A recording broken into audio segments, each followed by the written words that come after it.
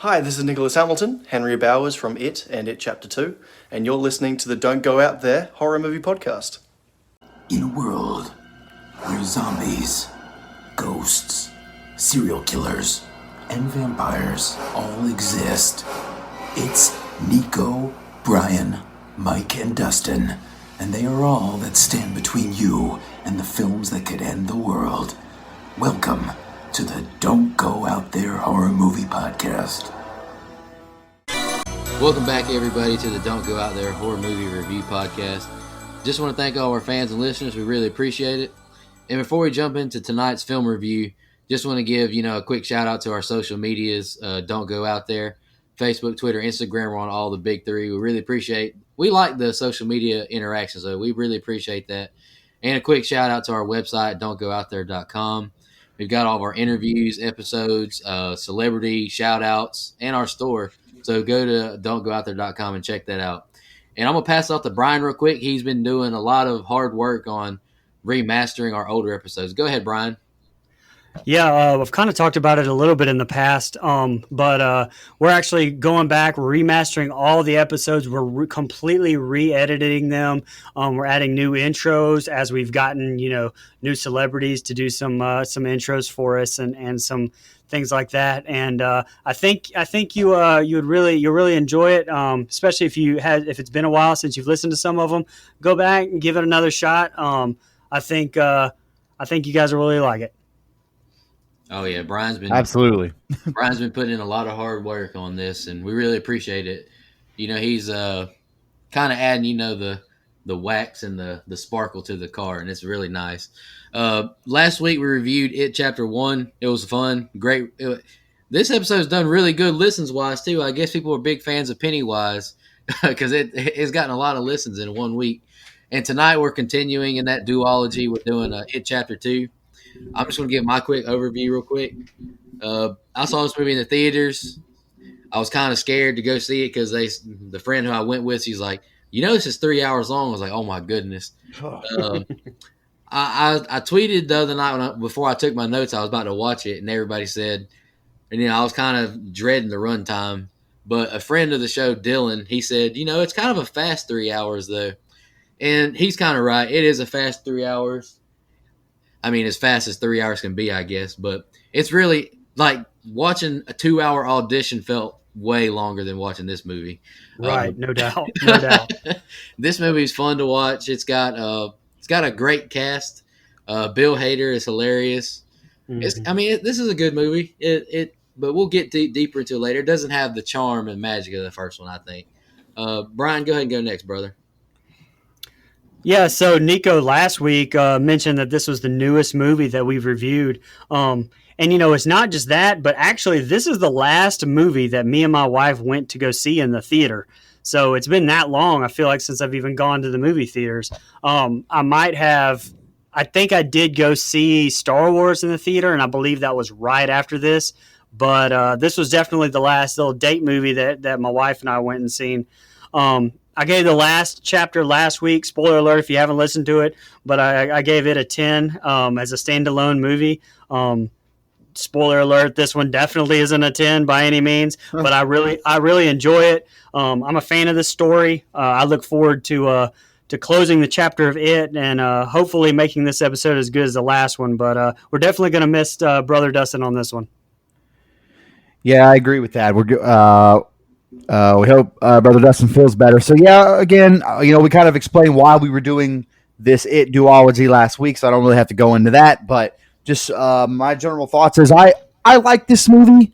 To me, it's not insanely rewatchable just because there are points in this film where you feel the runtime. I mean, you really feel it. And I know Nico said it's a fast 3 hours, and it can be.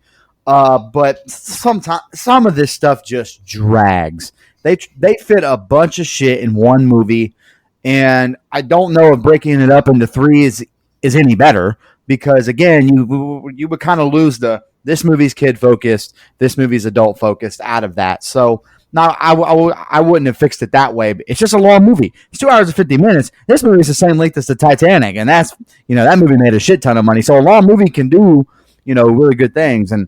For the most part, I like this movie. One thing I will give this movie a ton of credit for is the casting, the adult casting. Yes. I think it is so fucking spot on, perfect, all of them. I don't have a single complaint about any of this cast. I think even Henry Bowers, which is a storyline I don't care about, even that is well casted and well acted. Like, you can tell these adult actors took their time and studied what the kids do, the little nuances, the little things. They got it down to a T. Big round of applause to all of them, especially Bill Hader, which to me should have earned him a fucking Oscar. He was great in this movie. Comedy, drama, he had it both, man. I think he's great, but so is everybody else. So big kudos to that. And of course, Bill Skarsgård. I'm not going to get into what I said last week. Y'all know what I said. But Jessica Chastain, call me sometime. I'll pay for the call. I'll pay for the phone bill at this point. My man, there it is. I was waiting on that one. We're going to get into a lot of discussion tonight. Dustin mentioned it last week. You could cut all of Bowers out to me in this one. You could have just said, all right, he died in the well. He's out. Like, you could have saved a solid 10 minutes in this movie, just getting rid of all of his stuff. Absolutely. And Nico, I'm glad you said that. I think this show will be a little more discussion heavy than scene/movie heavy. Yeah, I agree. Yeah, I'm sure everyone who's tuning into this will understand this is going to be somewhat of a longer review. Because, I did my best to, try and condense my scenes in so we didn't have, 30 scenes to review. So y'all ready to jump into it? Let's do it. Let's do it, brother. All right, the film, it starts, just with the kids from the first one in the field. Bev tells them her dream, and then, we see Bill's blood oath again. Then we get aerial shots of Derry with narration from Mike. 27 years later, and we're at a carnival. Adrian and Don are a couple playing games. Then they're like verbally insulted by I just read they're homophobes. They leave, and head to their car. Then they get physically attacked by that group of homophobes from the carnival. And I wrote, it's kind of tough to watch this scene, honestly. Mm-hmm. Then Adrian, he's thrown off of the bridge into the river. And this is a really cool visual. We see Pennywise on the bank. And it's kind of blurry. We're seeing it from Adrian's POV, so it looks kind of blurry. But then Pennywise grabs Adrian, and then he bites into his chest, and then we see the red balloons fill the air. I really do like the opening scene. It keeps up with the first movie's opening scene. Now Mike wakes up. Now it's not as good, but it's a good second. It's a good opening scene for the second movie. Right, no doubt. Mike wakes up to hearing alerts on the radio. He goes to the bridge and he finds a red balloon and he sees "Come Home" written on the bridge. Now I'm just I condensed all of the kids getting the call, or the grown-ups getting the call now. Now we're with Bill. He's a film writer. He's getting pressured on writing the ending to this movie. He gets a call from Mike. You need to come home. Now to Eddie. He's in traffic rushing to work. He gets a call from Mike, and then he's hit by a taxi. And then Richie, Bill Hader, we see we're introduced to him. He's throwing up. He's nervous, getting ready to do. He's a stand-up comedian. I wrote he completely bombs his set. Real life Bill Hader wouldn't bomb his set though. No, absolutely not. Now to Ben, he's a successful businessman and he's sexy AF right now. He has Bev's postcard, that note still. He gets a call from Mike now. Now we get a really cool shot. I thought it's Stanley. He's doing this puzzle like on this glass table, and the camera comes through the puzzle that's missing. I thought that was really awesome. Really good, really cool shot. Really well done. We get a call. He gets a call from Mike, and I wrote he seems very, very shook from the call. And then he says it's come back. And then Mike says we had a promise, remember? Then this is a really powerful visual. Stanley gets into the bathtub. Let me flip my page real quick. Stanley gets in the bathtub and reminisces to their blood oath. He cuts his wrist committing suicide in the bathtub. Now to Beverly. She doesn't seem to remember what happened. None of them did. I wrote her husband is really abusive. He asks about her call with Mike. He chokes her, then hits her with a belt. And I wrote she's a badass and runs out of the door, leaving her wedding ring like on the porch. Now we see this quick rainwater runoff to a pool of bodies and blood. Young Henry Bowers awakes. The cops pull guns on him and arrest him, and he sees a red balloon in the air and smiles. Now it's the present day. Now he's in like a psych ward and he sees the balloon out the window. He goes psycho and is then taken to his room. He sees the balloon under his bed and it pops, and the zombie form of that bully Philip crawls towards him and gives him his pocket knife that he lost.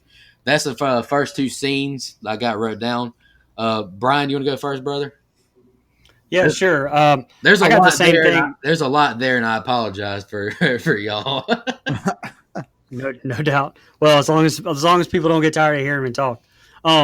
Yeah, so solid open. I said I don't think that it has really a whole lot. It doesn't have nothing on the opening of the first one, but again, I mean, you have to think. I think about this movie as the middle of the book, not the beginning. So that's the way I think of it. So I think that's a solid open, but again, I think of it as the middle there. I love the meta with the director, telling Bill the ending to his book is terrible.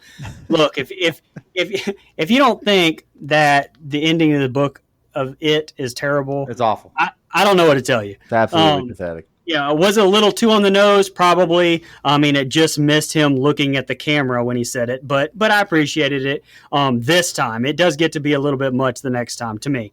I love I like Mike. I love the casting as the Adult Losers Club. They're perfect, I think. Fun fact, the kids were asked who they would like to play their older selves, actually, and I'll save all of their choices for the fun facts section, but only Finn Wolfhard and Sophia Lillis's were cast. I will say Jaden Martell, Bill, said that Christian Bale was his choice, and thank God that didn't work out because I love James McAvoy. Yeah. I have to mention the same thing Nico did. The transition between Ben and Stanley into that puzzle piece was great cinematography. There's some crappy CG in this movie. That was not one of it. Fun fact there, McAvoy actually only got the role because Chastain recommended him as a favor for McAvoy recommended Chastain in X-Men Dark Phoenix. I had zero idea until this rewatch, by the way, that Eddie's wife is actually played by the same actress that played his mom in the first one, and I had no idea about that. But and that boardroom president in Ben's scene is actually the same guy who played young Ben in the '90s miniseries. So that was a nice little Easter egg there. Also, we meet Bill and Beverly's spouses, Audra and Tom, but then they're both just completely forgotten about in the movie. But in the book, Right. there's a whole subplot where like they return to Derry like looking for them, and Pennywise uses Tom to like kidnap Audra, and to me that's much better subplot than Henry in this completely. And I think Tom would be a much better antagonist if you're going to have a second one. Then if you're going to go that route, I think Tom would have been a much better antagonist than Bowers again. Right. And lastly, I'll say it now and I'll say it again later. I hate the Bowers subplot. I hate everything about it. The only positive I can say is the casting of Teach Grant as the older Henry, like Mike said, is great. Absolutely. But also, lastly, I'll shout out to Nicholas Hamilton, who young Henry Bowers in this and in the first one, for doing the intro to this episode for us. Hey, so real quick on that subplot from the book, I read that too, and I remember it in the book, and I'll just be honest, I'm glad it's not in this film. Now, you're all right, I would like it better than the Henry Bowers stuff, but this movie's so damn long, it doesn't need a subplot. Give me Pennywise and the Losers Club, man, because everything else is just, and I'm fine with them barely featuring those two spouses because at the end of the day, they end up being so irrelevant to the story. Well, in my defense, I wanted that subplot, but I also wanted a lot of shit cut out, so it would have fit in there a lot better. Right. Well, that makes sense because there's a lot of stuff I wouldn't mind having cut out either. Okay, so I'll go back to the beginning because, like you said, there is a lot here. I'm not 100% I'm not 100% like on board with this movie starting with a flashback. I know that's kind of a nitpick, but I don't know. I kind of like the. I don't really love when a movie does that. It's fine for a TV show, but and I know it had been 2 years and you're giving everybody a refresh, but to me, that's on the audience. Watch the fucking first film and then come see this. But that's just me. So again, nitpick doesn't hurt anything, but it's just, I don't know. It's not something that I enjoy. The scene at the carnival or the festival is brutal. It is a tough watch, especially because, it's a homophobic hate crime and it's tough. It's violent And, they don't pull any punches with it. I think here's something I will say. I like that opening scene because it makes a lot of people uncomfortable, and that's not always a bad thing. I think it's a good thing. It kind of sets the tone for what the town of Derry is really like, especially because Pennywise is creeping around again, and I like that a lot. I think here's something that both It movies have over a lot of horror movies. They're really well made. They're well shot. The money is used correctly. The lighting, the cinematography, all that stuff is great. Like, I just love the way these movies are shot. And you talked about the cool shot coming in with when we're introduced to Stan. That's an awesome shot. Like, and there's a lot of those in this movie. So kudos to how this movie is actually made. Something that's mentioned in the book that's not really a big point here is how they're all successful. And they all forget. It's not as touched on in this movie as I would have liked it to be, but they're all very successful on their own, and they all forget that they're in Derry. And it's not quite explained as like, Pennywise or this, mythical thing that happened to them where they forget about Derry, they forget about everything. It's touched on, but it's not. I felt like they could have gone a little bit more in that and explained it a little bit. I feel like as long as this movie is, the first 20 minutes is kind of rushed. I know that's weird to say because I feel like I'm splitting hairs, but I think that's the truth. I think they don't really give quite enough background on that. A lot of the introduction to characters I like the one with Bill. I think McAvoy's great. I like Eddie. I love the casting there. And I think it's hilarious that the same woman that played his mom is playing his wife. That's perfect. Like, there's literally perfect casting. You couldn't ask for anything better than that. I think, again, Bill Hader, great. He's great as a failing stand-up comic. That was a funny scene. Again, this movie's fucking funny. Like, this movie has some really genuine good comedy. And how they and by the way, not to go overlook, the guy who played Mike, he's also the Old Spice guy, if I'm not mistaken. He's great. I think as Mike, he's really good. So I don't want to, just throw him under the rug because he actually does something in this film.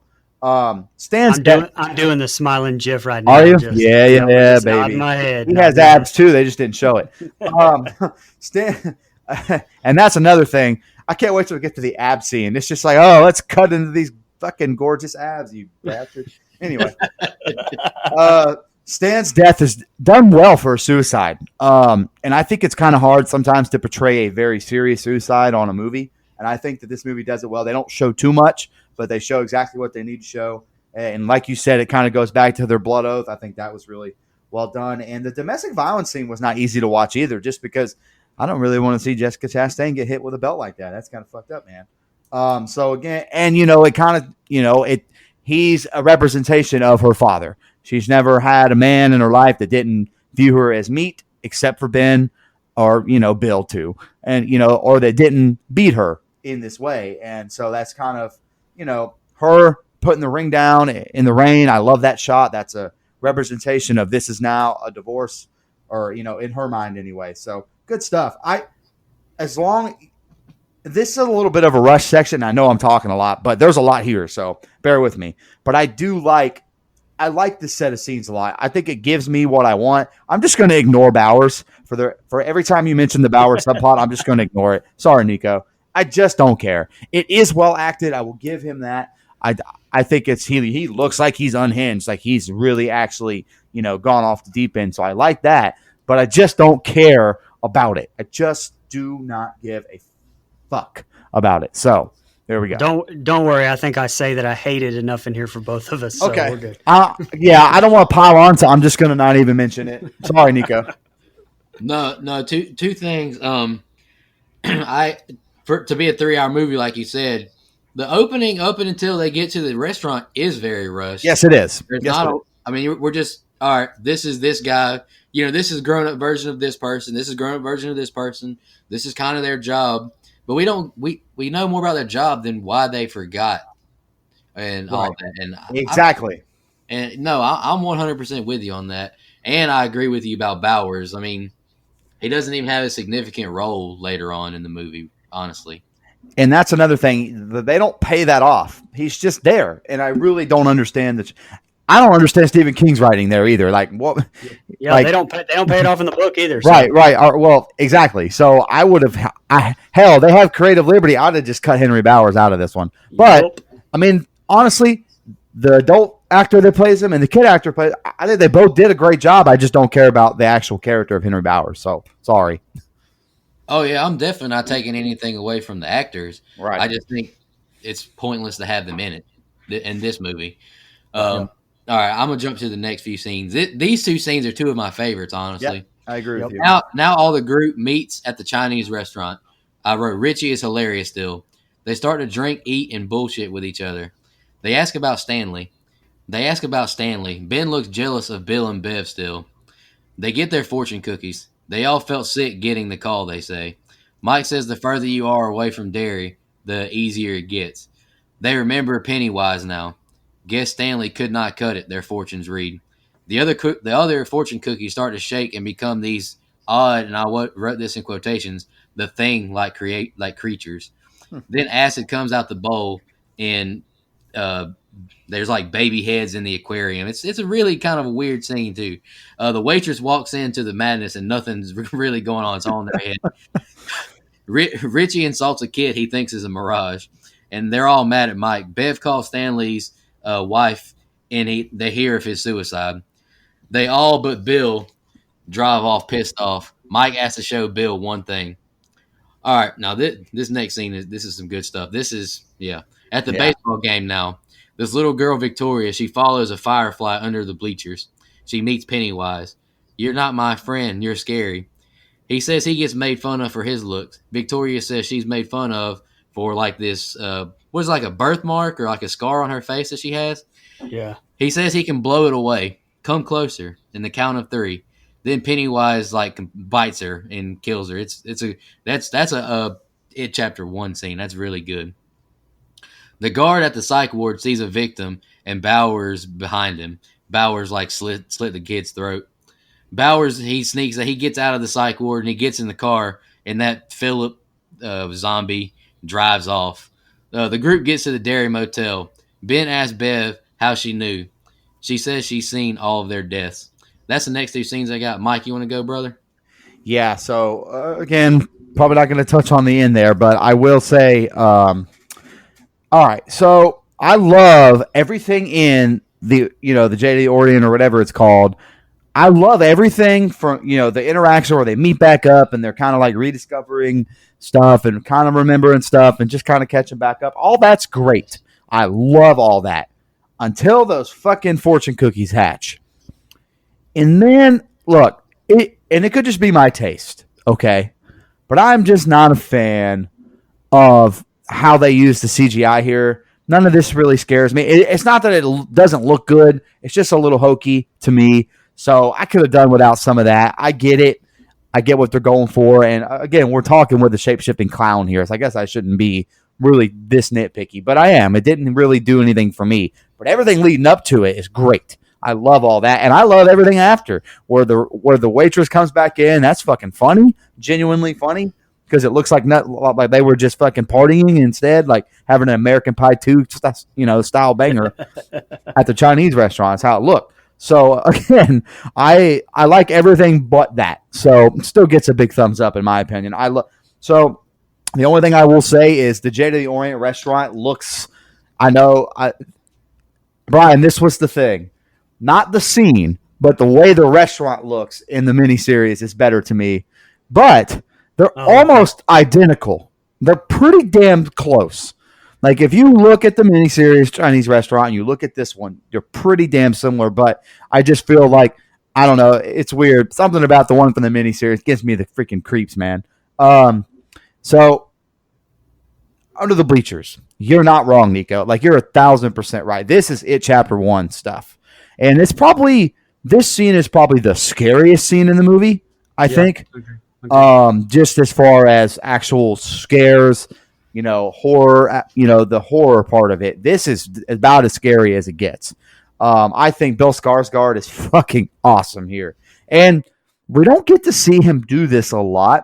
He actually gets to speak, not just, ho, I'm a clown. Like he gets to actually say some dialogue, and I think his delivery is so good. I said earlier in our group message I was going to do the impression. That might come later. I have another idea for that, but because this is really tough to kind of mimic the voice, but he's great here. He is so good. The little girl plays it straight. She's great. That is a scary fucking scene, and I love it. It's great. All the stuff in the motel, or them arriving there is fine. But I'm gonna save my thoughts on Bev seeing their deaths for when we actually kind of break it down a little bit, because it kind of comes a little bit after the Mike and Bill stuff. Then everyone knows that Bev can see their deaths. But as far as Bev knowing how Stanley died before she got there, that's kind of some valid information we could have known, Bev. That's all I'm saying. Yeah, I'm completely with you, Mike, on the dinner scene, man. I love it. I enjoyed catching up with these characters again. And it's because, you don't feel like, in the miniseries, you felt like you were meeting new characters. I did anyway. Yes. But to me, I feel like that these are just exactly older versions, like they grow up. I mean, it's crazy. Eddie and his the guy or the kid that played his what alternate version, the younger version of himself. They could really be related. I mean, they are. It's crazy how much they really look like each other. And the actors are so good that they pick up the children's traits, and they're just very believable as adult versions of themselves, I guess.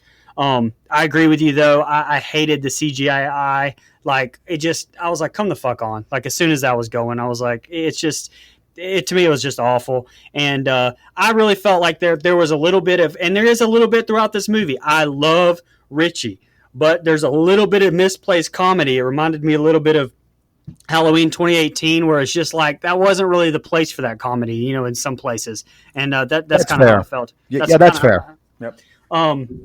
The scene with the little girl, the best scene in this movie, probably. It's great. It's disturbing. It's perfect. I love the acting from Ryan Kiera Armstrong as Victoria. Actually, this girl was actually in. I didn't even notice this either. She was actually in the opening of the carnival scene as well, and she was the little girl that Adrian gives her prize after losing against him in that carnival game. So, and she's actually more than likely, if you've read the book, she's the counterpart to Lori Ann Winterbarger, which their deaths aren't the same. And, it's my personal opinion is that her death in the book was probably too close to Georgie's. And they rewrote it for the movie, and they kind of created this character off of that. I did not read that. That's just my interpretation of the character. I don't know if that's a fact or not at all. But, in the book, I know she's riding a tricycle in the storm. And I think maybe that was just, people would think that's a little bit too close to Georgie. I don't know, but that's just my opinion. I love what they did with her in the movie for sure. Bowers escaping is fucking stupid. It didn't show it. It didn't show it, thank God, because he escaped the whole damn thing with one knife. However many guards, whatever's in that place, that must be the least security prison of all time, or institution, or whatever. But he killed everybody and walked out of there with one little switchblade. I think is absolutely stupid. And then you got a zombie driving. Get the fuck out of here. I hated that whole thing. Wow, so stupid. Fuck that zombie shit. And lastly, Bev having the visions was what I was kind of talking about a little bit in the last review. The Deadlights gave her those visions, and I don't feel like that they got into them as much as maybe I would have liked, kind of explained them a little bit more. Her explanation to them is a little weak. I would have bought it more, I think, if she would have just came out and said, hey, if we don't kill it, we're all going to die like in Final Destination. They would have been able to relate to that. It would have been completely... I don't know. Maybe they don't watch movies, but and the last thing I will say, is it just me, or did they buy the whole group? I felt like they bought into the whole Native American theory a little too easily. Now I know that Richie gives a little bit of pushback, but I just feel like as a whole, I don't know. I mean, maybe since they went through all that shit, it was easier for them to believe, but I didn't believe it as an audience that they would buy into it that quickly. Does that make sense? Yeah. No, I agree with you there, Brian. 100%. All right, bear with me, guys. We're about to get into a lot of a lot of artifact finding. Yeah, some of the stuff before the artifact stuff, man, stinks. But go ahead and read it over anyway. Yeah, this is kind of part of the movie that kind of gets a little monotonous. Runtime. Looking at runtime. Mike, Speaking of runtime, I think I have the most notes on this section. So, Oh boy. all right, well, go, that's fine, brother. Mike and Bill get to the library, aka Mike's house in the top of the building. Mike tells Bill of all the research he's done to kill it. Bill starts to feel bad, and Mike wants to show him what he saw. Mike spiked Bill's water with like this root so Bill can see their pain and how to stop it, talking about the Native Americans. Now, back to the hotel, they ask Bev of their deaths. She sees their deaths because of the deadlight she saw. Mike says a tribal ritual is how to stop it. Bev says they don't last another 20 years. We have to remember, Mike says. They go to their underground clubhouse from their childhood. Now we just get, I like the younger kids better than these older guys. I got to admit that. The young kids have fun. You know, we just see all these flashbacks of them hanging out. The adults look around and they reminisce. And I wrote, wear your hair nets. Mike says they have to find their artifacts as sacrifice. Find your artifacts and meet in the library tonight. That's kind of a short time span too, Mike. I mean, come on now. Yeah, man. It's not that easy just to break into your old apartment, my man. Nope. Bev goes to her childhood apartment. Her father's passed away. She goes in for a drink. She looks around and has a flashback with her dad being a weirdo. She finds her secret admirer postcard, and we see the old lady. I like this. You see the old lady like in the background in another room, kind of like real pissed off, like kicking and punching in the air. They drink tea together, and the old lady is like really awkward and smiles like really like creepily at her, and she's got this really bad scar on her chest. The old lady's father was in the circus. She charges Bev as this naked zombie like monster, and I hate the way that thing looks. She goes into a room and sees Pennywise.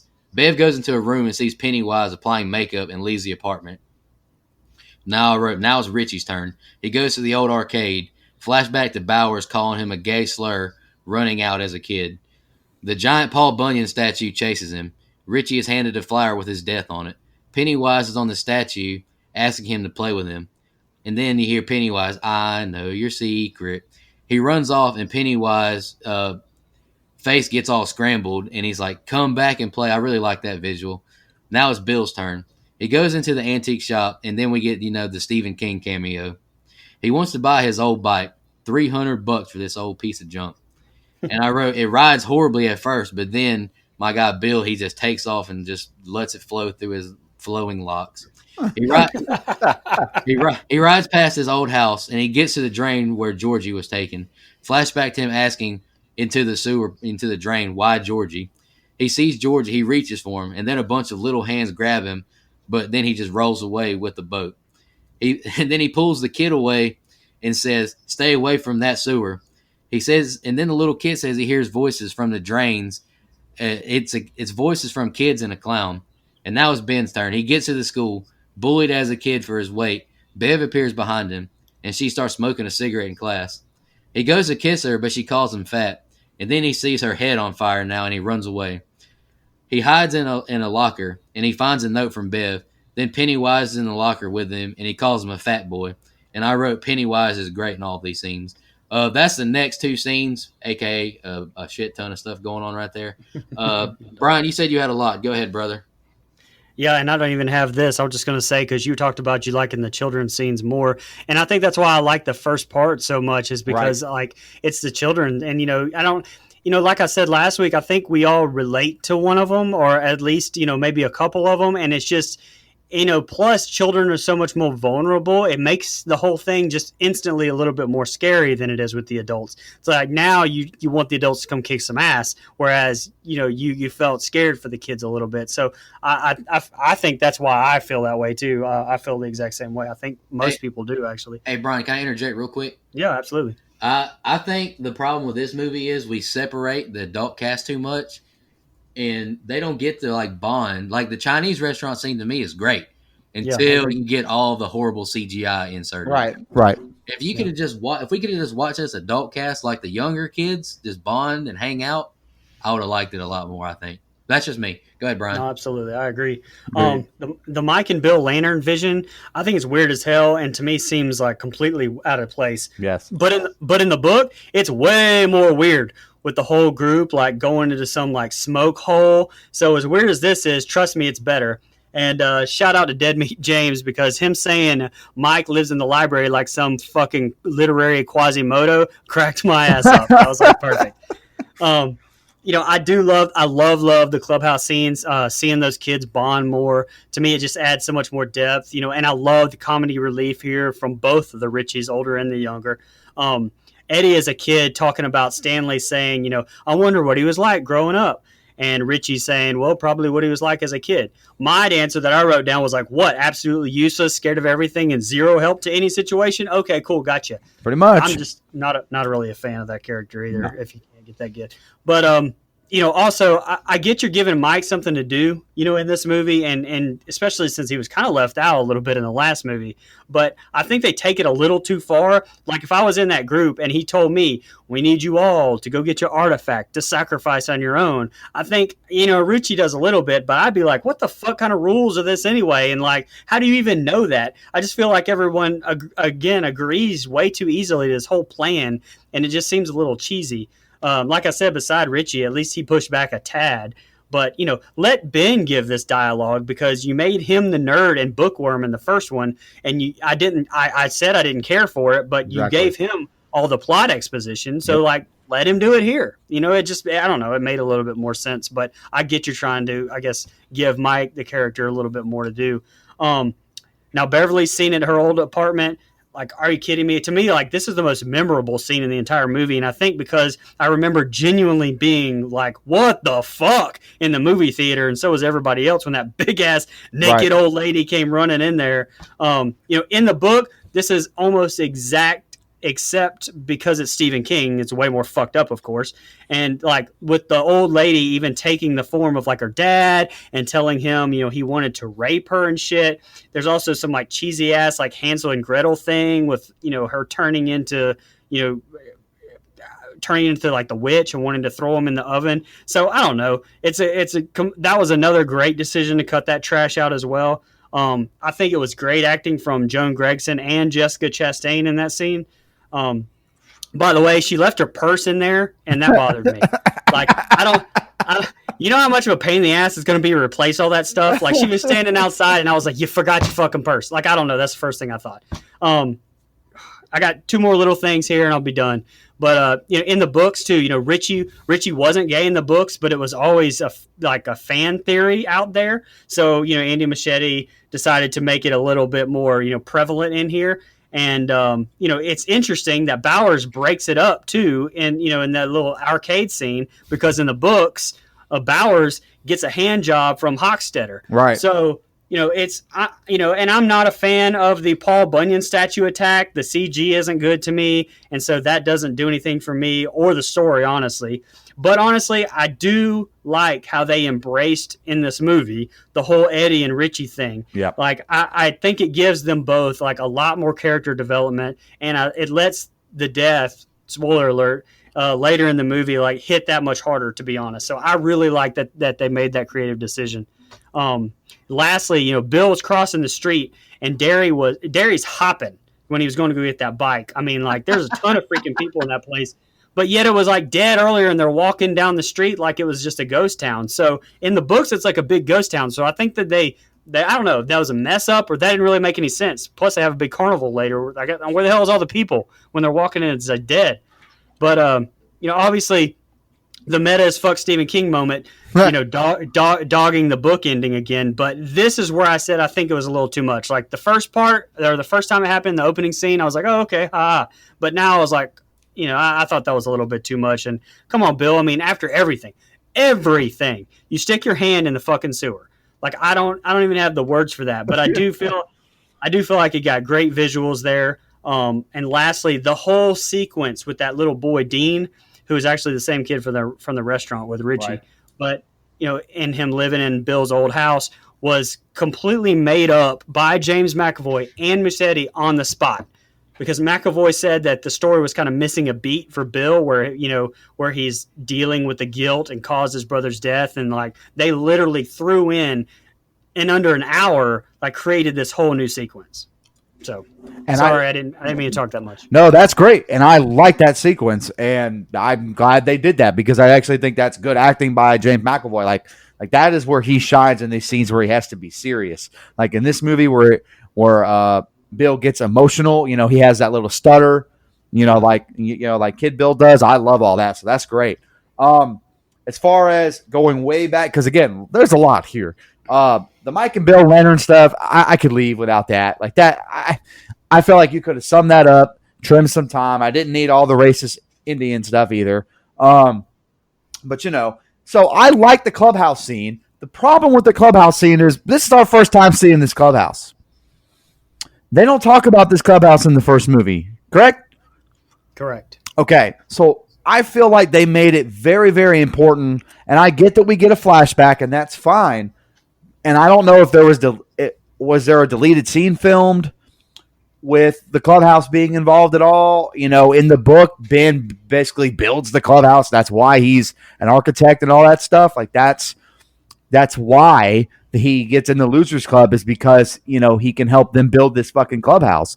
So I would have liked a little more backstory there. See, there's some stuff I would have trimmed and some stuff I would have added. This would have been something I would have at least elaborated on in the first movie where we could have got a scene with them in the clubhouse. That way we're already tied to their clubhouse. I just feel like that could have done a little more backstory.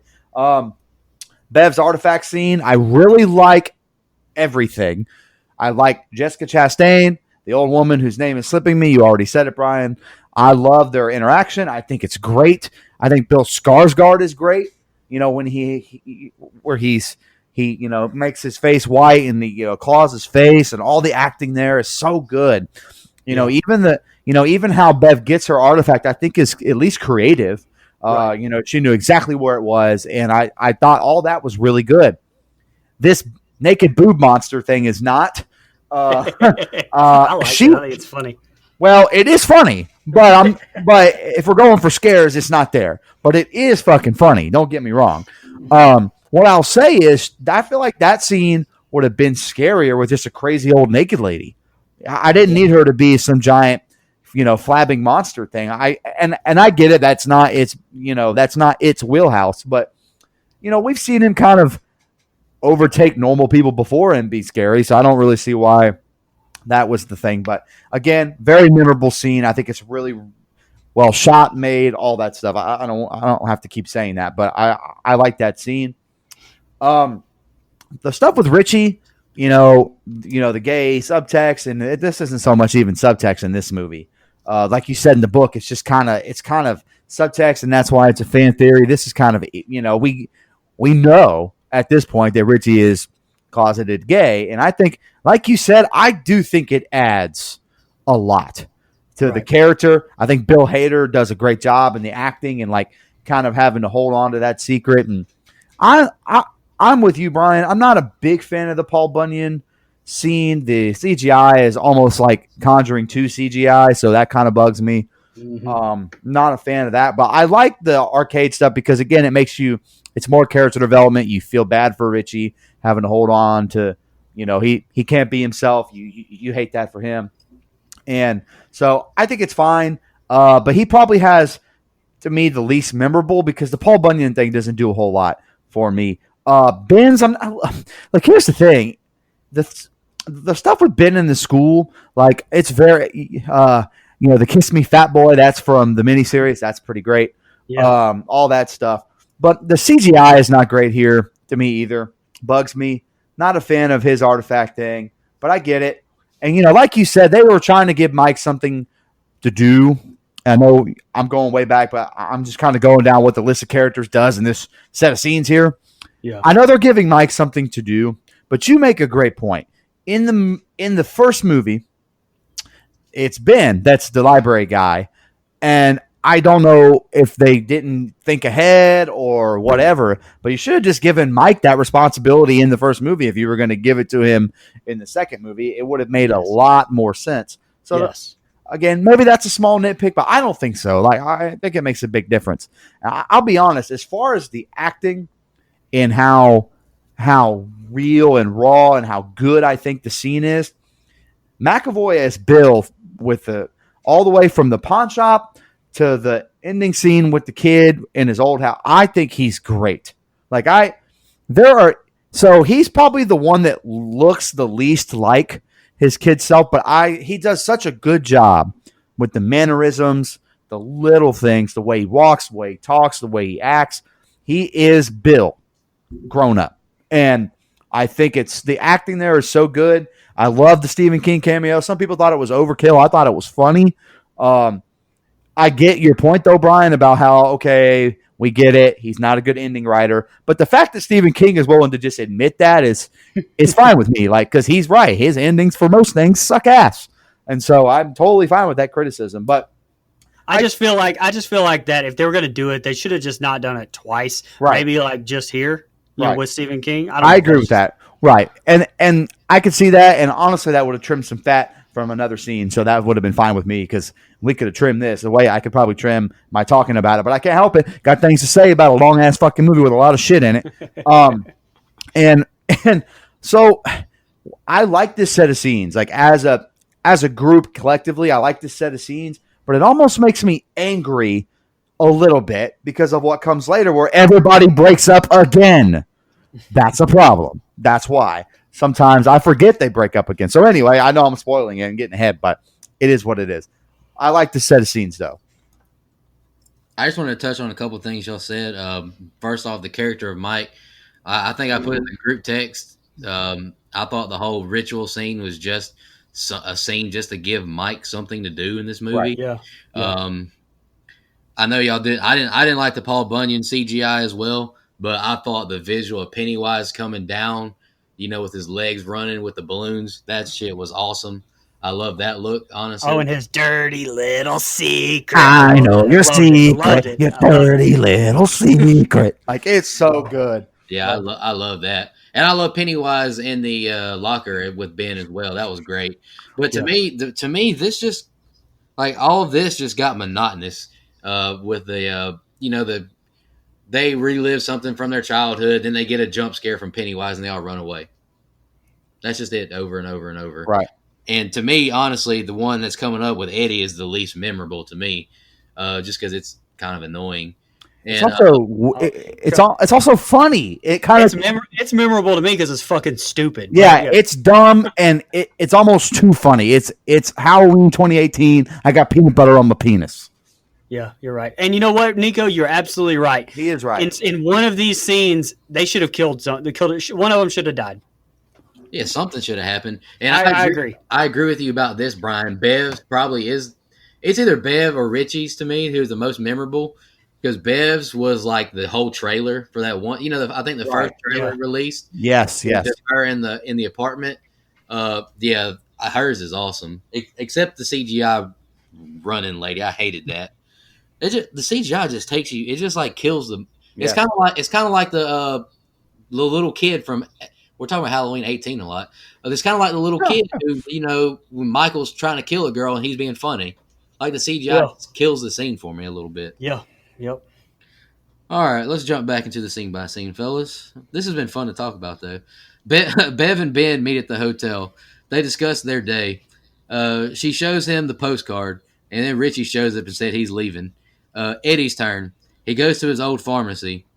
Got to get his inhaler. And I wrote, there's a weirdo pharmacist. Young Eddie hears his name called in the back of the pharmacy. Real creepy room with like medical equipment everywhere. His mom is strapped to like this, I don't know what, she's strapped to some kind of board.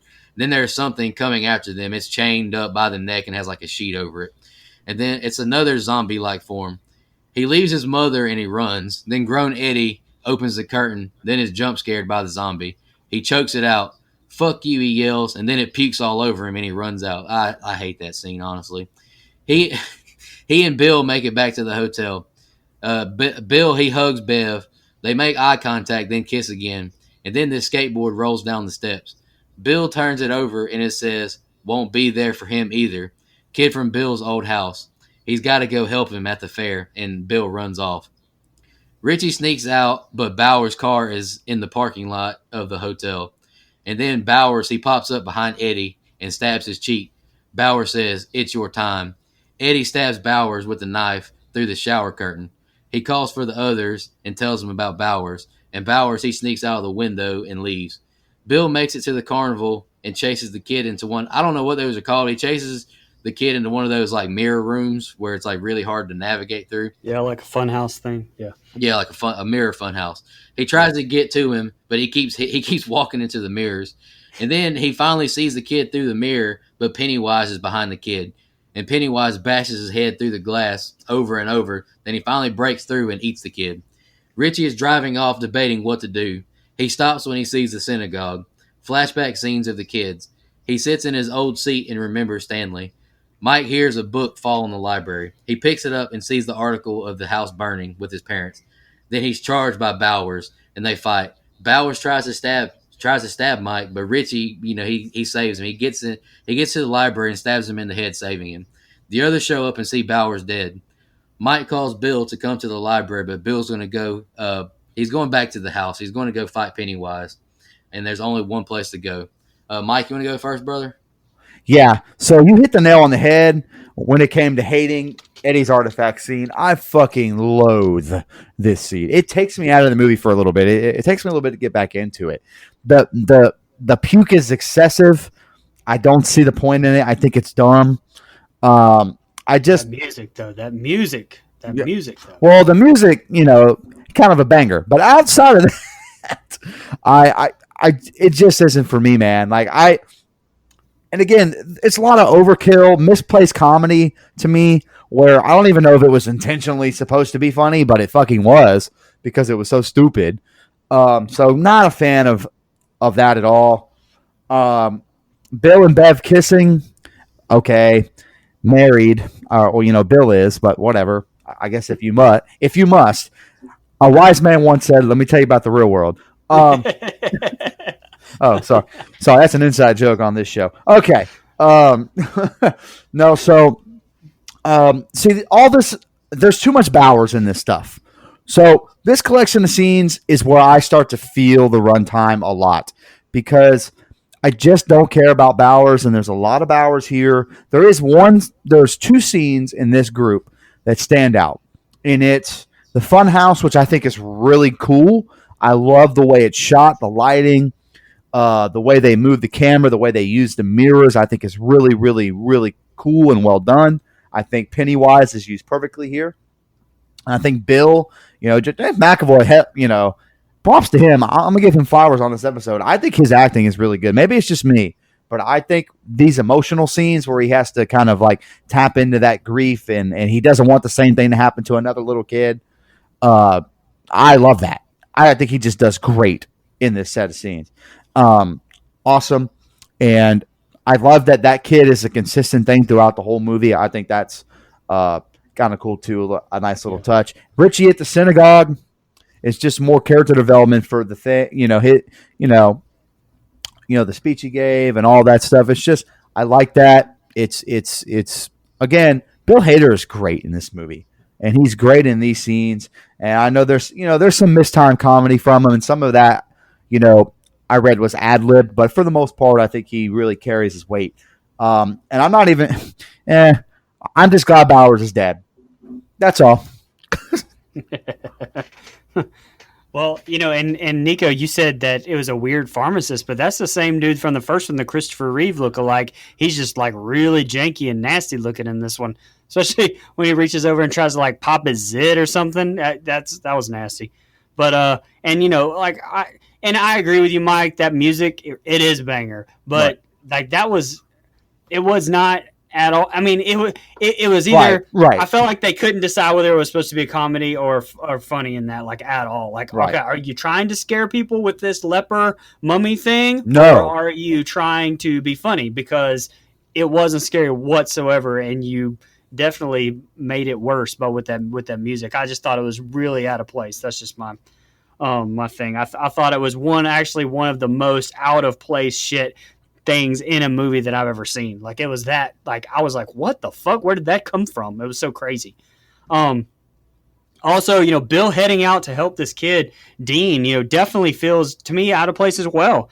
And, knowing that it wasn't part of the story kind of explains why a little bit, that I said a little bit earlier. But, Right. We do get great visuals in the fun house, and Dean's death is holy shit good. But the whole subplot just kind of feels like, you're playing Legend of Zelda on Super Nintendo, and like this is like a little side quest or something. And that made me sound like old as shit. So moving on. I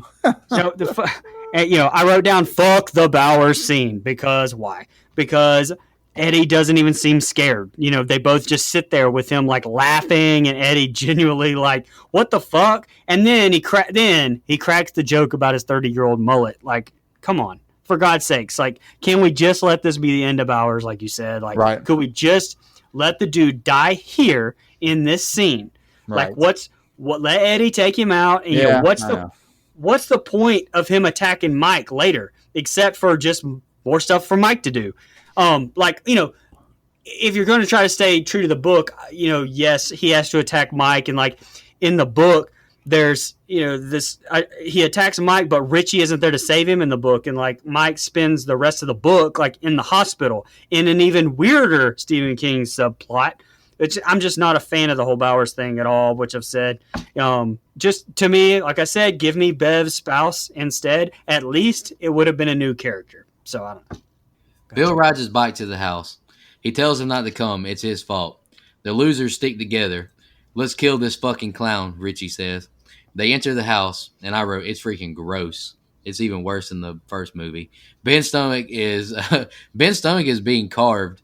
Eddie and Bill and Richie are locked in a room with a Stanley head that becomes like this giant bug. I'm not gonna lie, I hate the CGI. It becomes this bug. Bev smashes a mirror as they see Pennywise cutting into Ben's six-pack ab body. How tragic, Yeah, your abs will be scarred, but you still have a fucking six-pack, asshole. Yeah, now he's got the wounds to just impress Bev more now, huh? I was gonna say, now you toughed it out for her. Get out of here. Dang it. The bug charges at them, and Eddie doesn't do anything to help. He's just in the corner, just weeping and crying. Ben stabs the fuck out of the bug. Bill goes off on Eddie, but he was just scared. They venture deeper into the sewer. Bev is pulled underwater by the same naked lady from the apartment. Eddie is scared AF. Mike leads them to the well. Richie tells Eddie he's braver than you think, and Bev gives him, that fence post that kills monsters, is what she says. They descend the well. They get to the place to perform the ritual. The ritual will show its true form. They burn all their artifacts. They form a circle, and Mike starts to speak. The lantern goes out. Turn light into dark, they all start to chant. Then I wrote, these 3 balls of light enter the lantern. A big red balloon comes out of the lantern now, then pops, and they can't hear that well. Pennywise appears. The ritual didn't work. Mike never showed them the full ritual, the visuals or whatever. He lied to them. 27 years I've dreamt of you. He becomes this giant lobster-like creature and chases them. They run off and hide in crevices of the cave. Bill falls in water and comes up out of the water in his basement. Richie and Eddie have the very scary, and not scary doors again. Ben is pulled into the clubhouse, and Bev is pulled into a bathroom stall. They open the very scary door, and a lower torso charges them. Not scary at all, has a small dog in it, and then it becomes a monster. All right, I stopped right there, but the next 2 scenes are the last I have. Brian, you want to go first, man? Yeah. The carving up scene, completely Nightmare on Elm Street there to me, completely 100% Freddy. Yep. Plus I don't even know how that's happening anyway, because those are abs of fucking steel. That knife would not stand a chance against those things. Have you seen them? Well, that's the experienced ab haver on the show. Oh, I'm just kidding. Oh yeah, okay. And you talk about the eyeball thing at the beginning being the thing. This head creature of Stanley is the thing. And actually, I think the thing, its practical effects looked better for this completely, 100%. And that was 40 years ago. And whenever Stanley's line, when it was like, Bill, you killed me, Bill, I get that if it's Georgie, but come the fuck on. No, Stanley, you fucking killed you. So I was just, I didn't like that line at all. And plus Ben says he's had that yearbook page the whole time, the entire fucking time for 27 years. So then why the fuck did you go back to the school to have that entire episode thing? Couldn't you have just chilled at the library and fucking waited on everybody else to find their shit? Like what? What were you? Why? What'd you do that for? He would have been a good one to. No, I wouldn't have taken him out. I take that back. Anyway. Also, I know dipshit Stanley was part of the whole group, but why are we throwing his stuff in there if it's not him? I mean, because I don't know if I'm trying to make sense of any of this whole ritual thing, and I'm pretty sure King had to have been high on another coke bender writing this like he was when he was writing Cujo, which is, by the way, true story. Look it up. Also, I love how they've spent the last 2 hours of this movie putting together something that doesn't work or help them even a little bit in this ritual. So this is where I don't like the false ending. Spoiler alert, it doesn't fucking work. I don't like it. I think that this should have been the end of it to me. But I thought it was hilarious how literally everybody, including Richie, was like, fuck you, Mike, while he's admitting he lied about the whole thing. Like that was perfect because that was really realistic. And lastly, I love the 3-door callback thing, honestly, because, I love the Richie and Eddie banter, period. But yes. I love how they go a different route this time, and it's just the bottom half of that chick. But honestly, like, after everything they've seen, that's what scared you? You could have just slid past that thing, right? It's just fucking legs, right? I mean, it's just a pair of legs, not as bad as half the shit that's happened to you in the last 2 movies. So, I don't know. I still think I still think Pennywise was right. It's still not that scary. He was right. Right. Man, you pretty much hit the damn nail on the head with what I wanted to say. So this is the kind. Okay. I felt like some of this could have been cut. I agree with you, Brian. I don't need a false ending here because like you said, it doesn't work. And kind of like what Nico said, I don't like the CGI of using Stanley's head to become a monster. That looked like shit to me. The 6-pack carving is scary until you remember the man still has a 6-pack, and this isn't. I mean, I think after this, his 6-pack is going to be fine because it wasn't really happening / not / kind of happening. So he's just going to go back to having a fucking perfect 6-pack anyway. Sorry, I'm just a little jealous. And her being pulled under by the old lady is a nice little callback, but again, it's not scary. And, them being separated. So there's just a lot that happens here that I don't like only because it drags. It drags the last 2 scenes, which I do really like, outside of the ending, which we'll get to. Spoiler alert. Mike lying about the ritual and Richie be like, fuck you, Mike. That's what I'm thinking when I'm watching. So I know that's how they're feeling. So I'm on board with that 100%. And again, I love the 3-door stuff. That is a great callback. I think it's really well done. They go the opposite route. They use the dog. The dog being made into a monster is bad CGI to me. Agree with you again, Brian. I know we're agreeing a lot tonight, which the world is going back to normal. The practical thing monster looked much better than this CGI thing or whatever the fuck they were trying to do. So again, it's not that any of this is like terrible.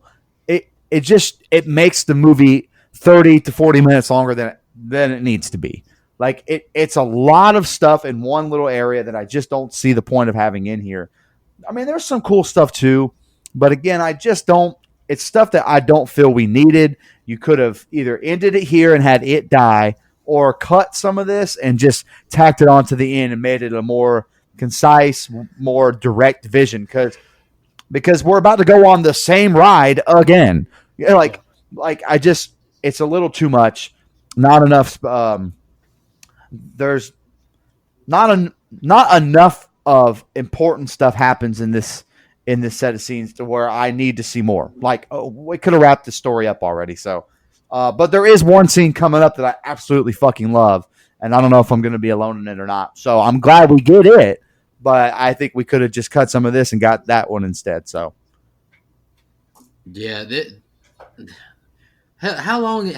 It's like an hour of them just being in this house, Well, that's right. That's a good right. It's so long, and it definitely could have been cut a lot. So right. Nico, when they end up at the house, they have an hour. It's an hour and 50 left. The movie is 2 hours and 50 minutes. So Yeah. we have a whole nother fucking hour of this movie, and it's all inside this house. And I just don't feel like that's necessary. And it's not. Again, it's shot well. It's made well. I don't have to keep repeating that. But story direction wise, this is some Stephen King. I stayed up all night and had coke and fucking methamphetamines and hookers. Like that's how he wrote this.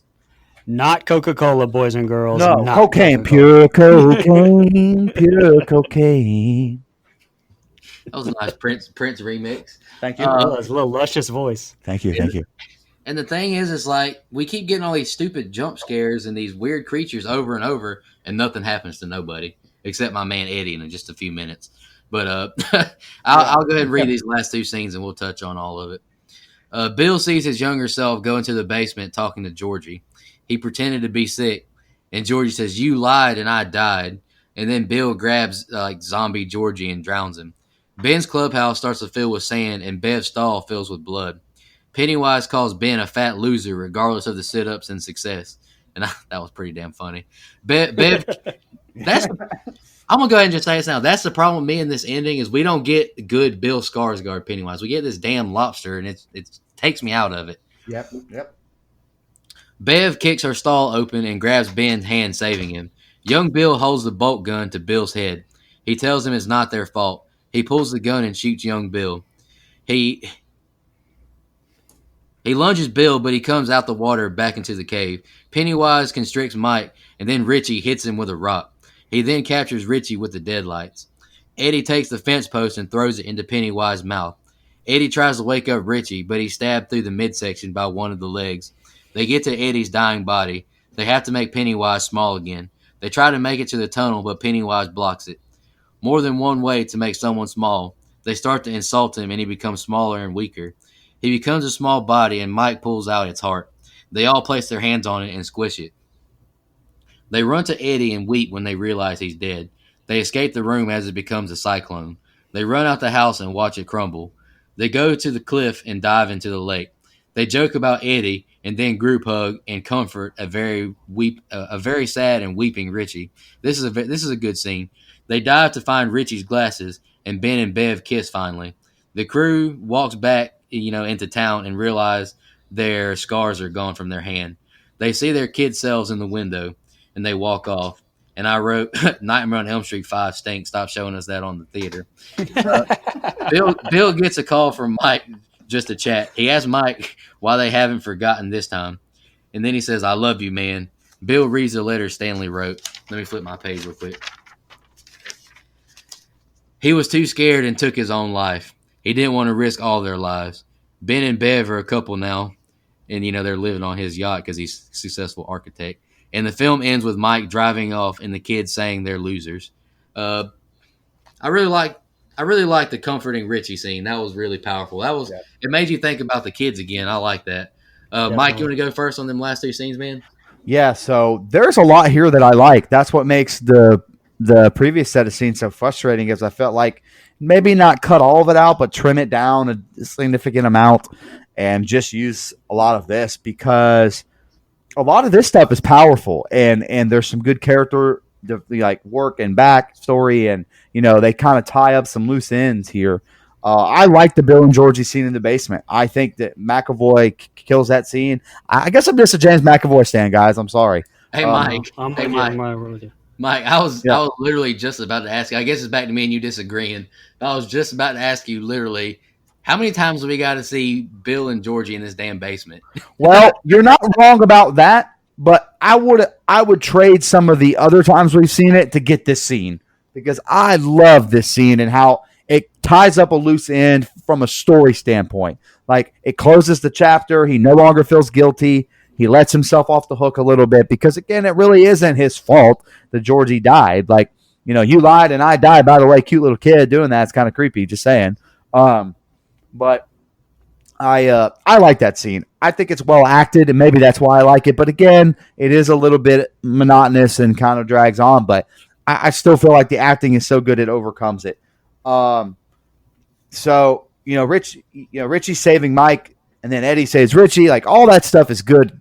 Like, they're in this together, and maybe if you killed someone else, you could have had a little bit more impactful. I don't know, but I like the way they do all that.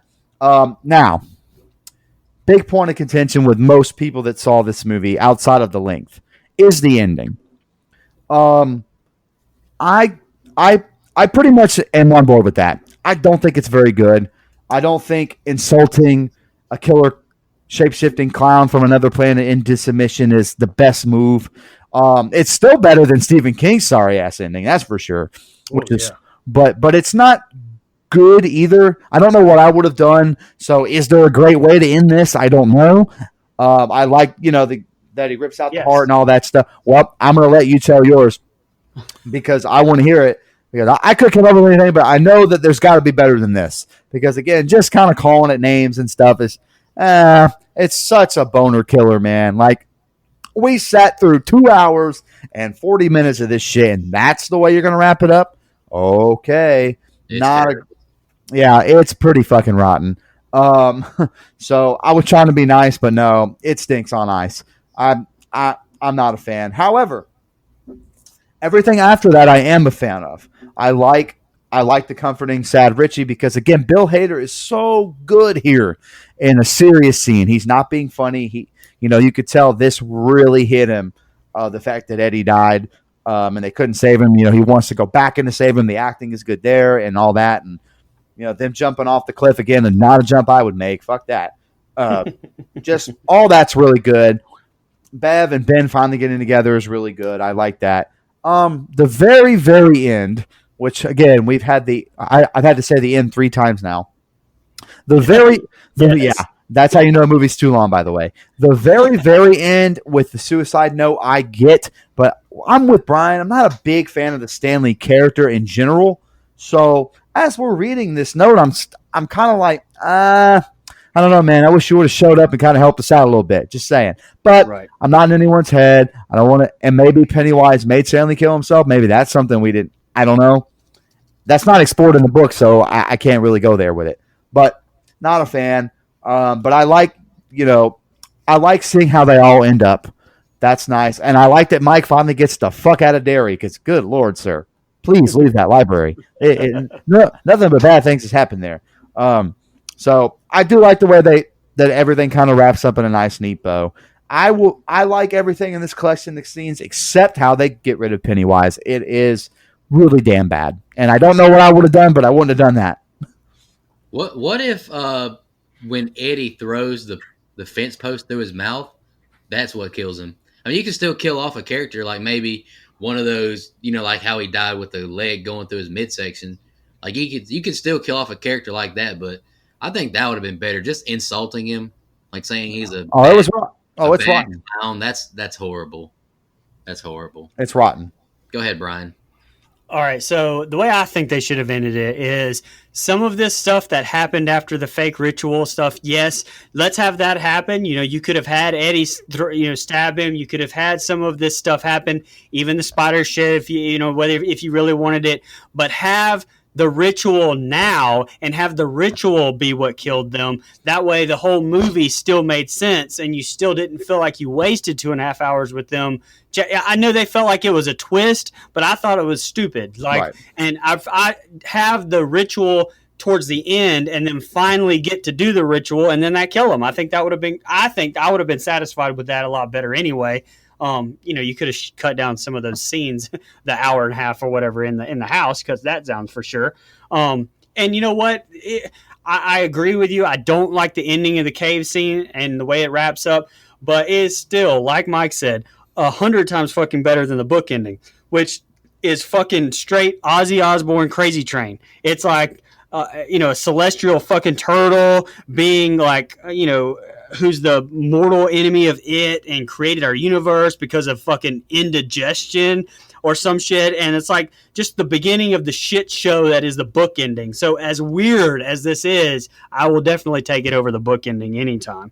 The scene with Bill and Georgie, It was all right. I really liked the wrapping it up part. I felt like it was a little bit too long to wrap it up with because to me it didn't have near the impact that the two kids had in the first one. Like I teared up the first like at the end of the first one, but and so it just didn't have this. I love James McAvoy, but it just didn't have that same emotional impact here.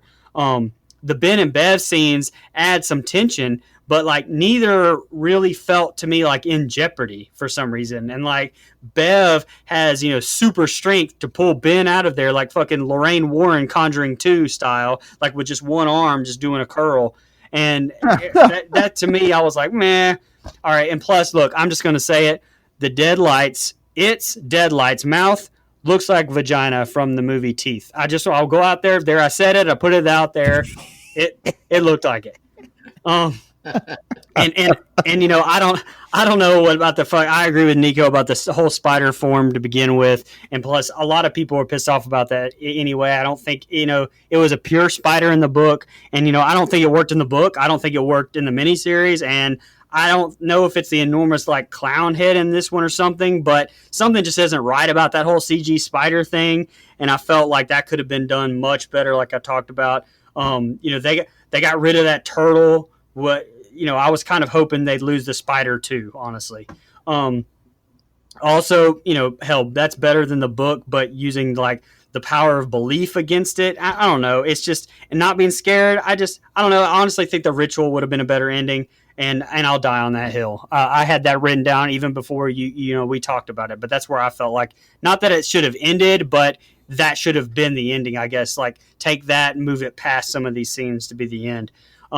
Again, the Eddie death hits a lot harder because Yes. the relationship with Eddie or with Richie now. And I think Bill Hader does a fantastic fucking job. You touched about it a little bit earlier. He's known for all his comedy, but he really does a great job with some hard emotional acting in that scene. And I thought it was just incredible. To me, like that was a very emotional scene. I really loved it. And Eddie getting that one little last jab in there, like, hey, you think he's going to say something like loving, and he's like, I fucked your mother. I loved it. He finally got it back into it. It cracked me up. Lastly, and I'll just say it, look, I'm not a fan at all of the suicide note. Like shit. Like to me, it's just a poor excuse, like from the writers to try to save this character some. But like to me, I don't buy it. I don't buy it for a second. I'm going to kill myself because I know you can't defeat it with me there being the weakest link. Yet we did it before as kids, and I haven't been told yet how we're even going to fucking defeat it in the first place as adults. So suicide's the best thing here. Fuck that. I don't buy that at all. I think it's poor writing, cop out, and like to ever imply even that suicide was a good thing, like that's what it does. Yeah, I'm good with that. So nah. Yeah, I'm with you on that. Anybody got any final thoughts before we jump into some fan questions? Nah, man, I'm good. All right, we got 3 questions from Facebook. Really appreciate that. There have been rumors. This is from Shan Pie. There have been rumors of doing a chapter 3 where it would actually be a prequel exploring more of the mythology. Should they do this? And if so, should it be a movie or a miniseries? Go ahead, Brian. What you think? I don't know. I'm kind of torn. I definitely don't think that you can do a sequel because I really feel like it would do injustice to these two. Because if it would almost be like it was for naught. And so I don't think that you can do a sequel. A prequel, I'm torn because I don't want to see more backstory of it, because that's my problem with these two movies is I feel like it delves too much into it and it makes him like less scary. Like he's way more scary in the first one because you don't have all that bullshit celestial, alien from space bullshit. And I think I don't want to delve into that. Now, if you want to give me just basically the first It, except, have it set like in that picture in Bev's room where it's an old like 1800s or whatever that was, like, and just have him, I think that would be a fucking very interesting setting. Just don't give me more backstory to It. I don't want to see him landing on the planet or any bullshit from like in a spaceship or like, from the beginning of Thing. But I don't want to see that, but I would like to maybe see him terrorize some kids back from the old, old Western days. Maybe, I don't know. That would be some cool shit. I'll be down for that. Mike? Oh, I don't know if I want a third movie or not because of how long this fucking movie was. And like you said, Brian, I don't know if I need any more backstory on Pennywise, the origins of It. in general, because we get a lot of that in this movie. I feel we get a lot of the backstory on the town of Derry in the first two, especially in the first one. So again, I don't know if I need a prequel. We've kind of touched on prequels on this show. It has to be a great idea for me to want a prequel to anything, because outside of Texas Chainsaw Massacre: The Beginning, which is a movie I really like, not a big prequel guy, because again, I don't need that shit. Most of you're answering questions that I'm not asking, which is what a prequel does. So I'm not on board with the prequel idea. If you're going to do a third movie, I don't know what you would do, because you're out of book material. So it'd be an all new thing. I guess you could take from the miniseries, which that's a whole other story for another day. But I'm going to go no. I think they wrapped this up in a little bow. I think I'm okay. I like the character of Pennywise, so it would have to involve Pennywise. Yeah, and if they did it, it definitely wouldn't. I don't want to see it in the 50s for sure, because that's what the miniseries did. Like, go back to maybe the 1800s or some weird shit that we haven't seen. Right. If you're going to do it, I guess. I don't know. All right, I haven't read the book or seen the miniseries. This is just my thoughts. And Brian just kind of pooped on what I was going to say. all of the all of the stuff that young Ben was talking about that he had on his wall, show me that. I would like to watch that. And the only reason I'm saying that is because it's kind of already, the ground's been laid somewhat. And I love Bill Skarsgård as Pennywise, and I want good Pennywise in this movie. I don't want a spider. I don't want a lobster. I want Pennywise killing these folks, and I want to see all of it. And I want, hey, Andy Muschietti, you wrote a great movie with Mama, which had Jessica Chastain. So I'm sure that's how she probably got this role in this movie, regardless of what the little girl wanted. I would like to see Muschietti write a good Pennywise, just a story on his own. That would be fun to watch, personally. The next question we have was from former guest of the show, Joe Larson. If the Don't Go Out There crew was a losers club, who would each of you be and why? And I think she pretty much nailed the. I about to say she nailed it. I don't think I would be Mike. I think I would probably be, if I was any of the rest of them, I'd probably be Eddie, just because I'm kind of a cautious guy myself. You would be Stephen King. Like I said, you would be Stephen King. You put the whole thing together. You're Stephen King. Well, her answer was me as Mike. Brian would be Bill. Mike is Ben, and Dustin is Richie. I think that's pretty dead. I think I would be Eddie though, maybe, just because I'm cautious and I have a quick wit about myself. But also, Nico, you're kind of the narrator, the guide through our show, and he's kind of the guide through the second movie. So I kind of see where she's going with it. And I'm Ben because I have a six-pack, right? Yeah, you get the six-pack abs. That's what it is. No, it's because I'm Arms Anderson, brother. Oh, okay. No, he just wants to take Jessica Chastain home. I see what he's doing. Hey, chess, not checkers over here, boy. You're gonna get sloppy Bill seconds though, but that's all right. That's fine. Hey, ain't no problem. Ain't no problem. All right. The last question we have is from Sean Irwin. Was Pennywise better in this chapter or the first chapter? I'm going to say the first chapter. Yes, I agree with Nico. But whenever we get Pennywise, when he's with Richie coming down, off the statue in the locker, whenever we get Pennywise not being a stupid creature, I mean, Bill Skarsgård brings it whenever he's allowed to. But in that scene under the bleachers, that was every bit as good as the Georgie one. Bill brings it in all of his scenes he's in. It's just they wrote him to be a damn lobster for 50 minutes, and it was horrible. Brian, first chapter or this chapter? No, I completely agree with everything you said. That's exactly what I was going to say. Yep, I agree 100%. I think that there's some good Bill Skarsgård in this movie, like underneath the bleachers and with Richie coming. I know your secret, like all that stuff's great. But he's so scary, so much scarier, and it's much more effective in the first one. So definitely the first one. Yeah, and that's why I would say that I would like to get a third movie. Is just because I would like to see Bill get to play Pennywise again. I could see Bill honestly becoming the 2020 to the teens version of like Freddy Krueger, Robert Englund.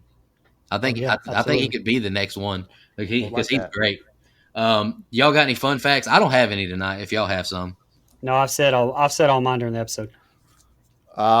So These are from Insider.com, and you might have said a couple of these, but I'm going to go through them just because I found them right before we started the show. So one of these scenes featured 5,000 gallons of fake blood, which is enough to fill an above-ground pool. It's a lot of fucking blood. And Jessica Chastain was more than game, and I have the Blu-ray of this, and they kind of go into it on that, how she's just gung-ho on doing all that, all those scenes. So, kudos to her. We talked about the kids being de-aged in the scenes that they were in. Stephen King was on set basically the entire time, which I'm not really 100% sure you needed that, but okay. Bill Hader suffered a minor injury while filming this movie because they did their own stunts, which I think we touched on. So Isaiah Mustafa, who played Mike, nearly missed his wedding for the final callback of It Chapter 2.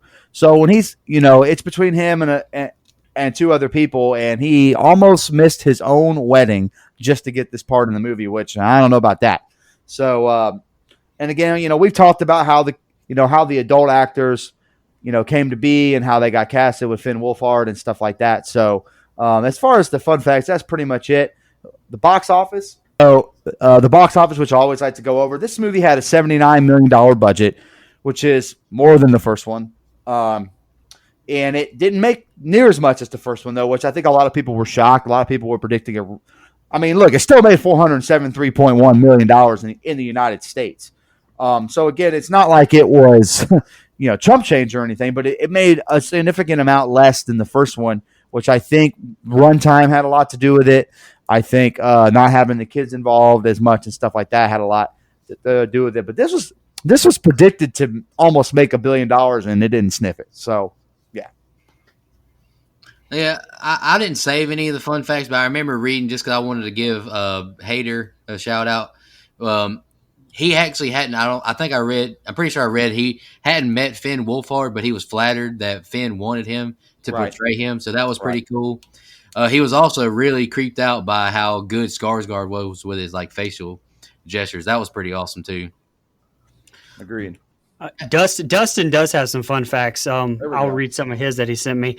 And they're none of the ones you guys said either. So, a license plate on the wall above the owner of the antique shop is CQB 241, which is the same license plate in Christine, 1983. The owner, played by Stephen King, the original author of both Christine and It, also asked for $300 for the bike, which is the same amount that George LeBay initially offers to sell the car for. So that's good. Isaiah Mustafa went through Stephen King's novel 8 times before filming it so he could fully understand the character of Mike Hanlon. Bill Hader, on the other hand, had read the book as a child and refused to reread it, claiming that it was way too long. Pennywise has only 7 minutes of dialogue in the film, and in pure Dustin style, this film uses the word fuck 108 times. Good old Dustin. All right, let's jump into our favorite kill, least favorite kill in the rating. Brian, you went first last week. I'll go first this week. Okay. Favorite kill, I think that this might be unanimous, maybe. I chose the girl under the bleachers because that scene was great, and it was the best scene in the movie to me.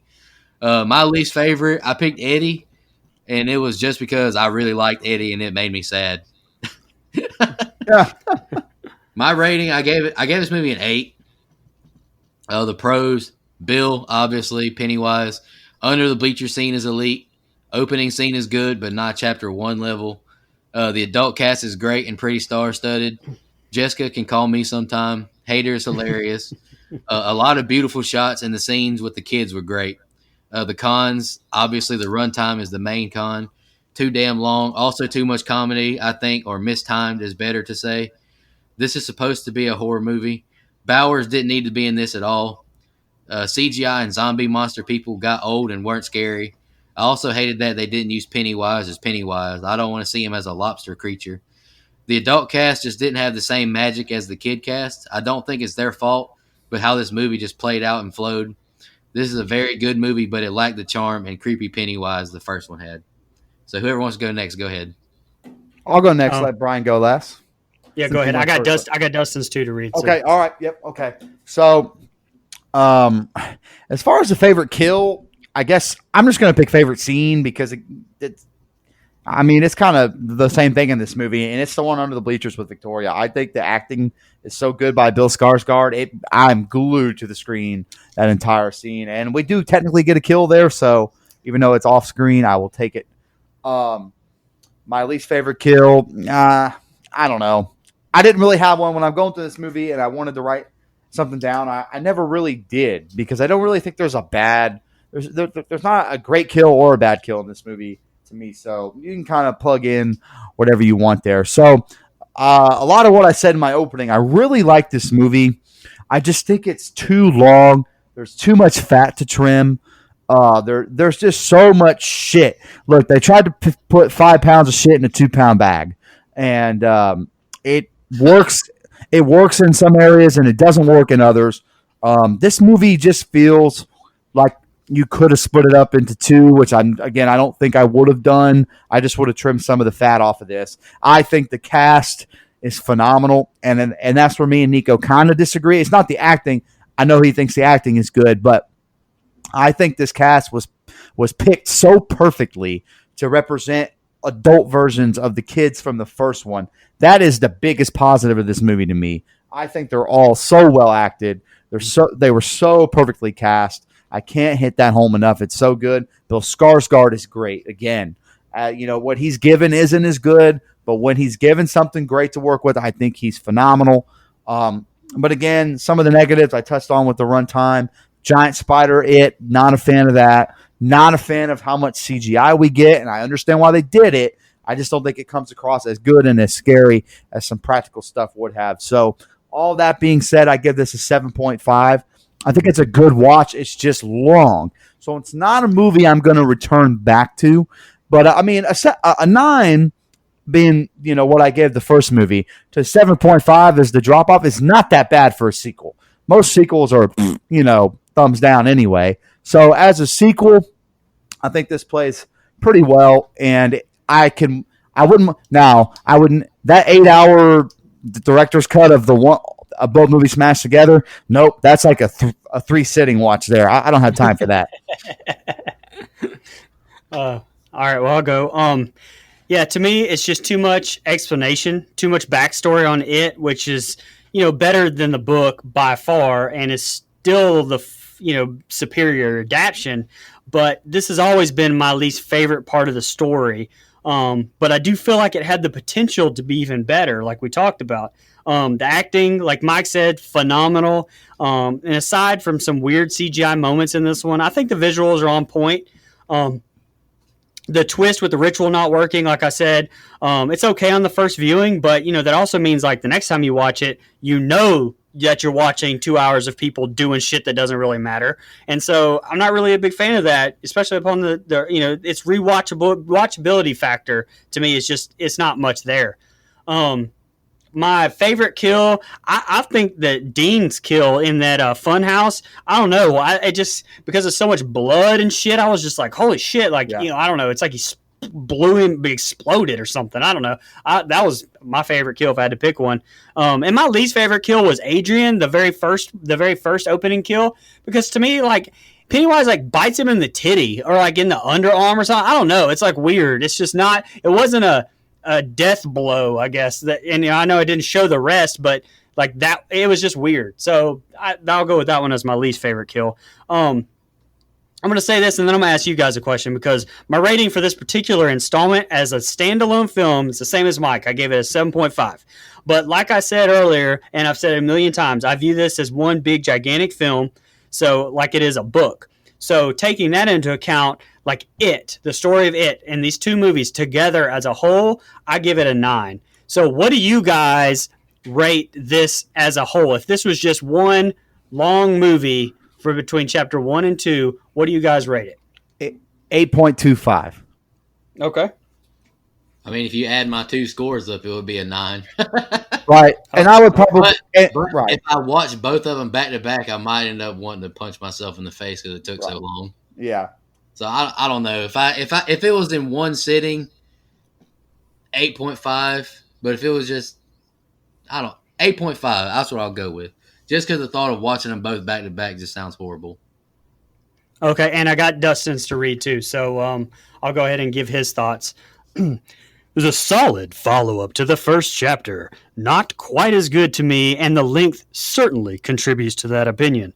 The adult casting was perfect. Fulfilling conclusion. Just about 30 minutes or more too long.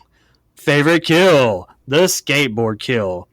I love the optics of the mirror house and how creepy Pennywise was at his appearance. Banging his head through the glass was psychotic and terrifying. The kill pulled at your heartstrings because of McAvoy's acting. It was a great scene. Least favorite kill? Adrian. Hey, just like me. The opening scene was a huge letdown compared to the opening scene in the first chapter. I don't have an emotional connection to Adrian like I did Georgie, and the homophobe rednecks did most of the work. So Pennywise's kill was kind of lame to me. For a final rating of a solid, give it an ocho, the 8. Nice. Okay, there you go. Do y'all got any Great voice, Brian. Great voice.